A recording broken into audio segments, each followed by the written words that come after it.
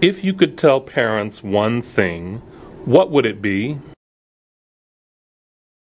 If I could tell my parents one thing, what would that be?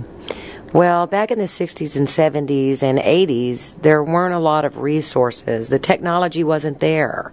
So they did depend on one doctor. They adhered to everything that he said and sole source of information, and I think they didn't consider other options. I remember in 5th grade, I had a classmate who had a deaf family.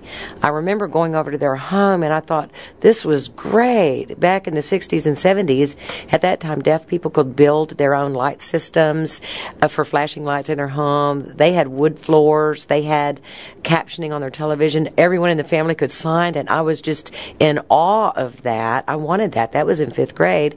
There were 2 of her siblings went to a school for the deaf, and I went home and told my parents, I want to go to the deaf school.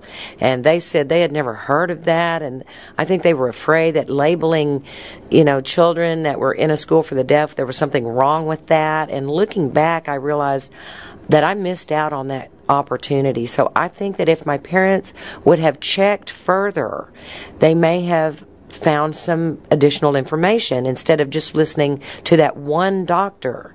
I would encourage parents to check with different people, different resources, a deaf specialist. Why not contact deaf people? My parents did not do that. So for a long time, while growing up, in the back of my mind, I knew that I wanted that kind of access in my family, and I was always told, no, you can hear some, you can speak fairly well, and I think my needs were not really fully met. Later, after I met my husband, I think my parents wondered, why are you with a deaf person? You don't need to be. Until after my daughter was born, I think my parents started realizing more. So back in that day, there just wasn't a lot of awareness. There wasn't information, brochures about different things. So my advice to parents today would be to check your options. Maybe a residential school is a good choice. Maybe a mainstream school is a choice. Nothing wrong with both of them. My daughter has the best of both worlds and can operate in both. So there are so many more options. I think when a child, as they're growing up, if they want something, that's fine. Try to work within that. Don't just automatically say no.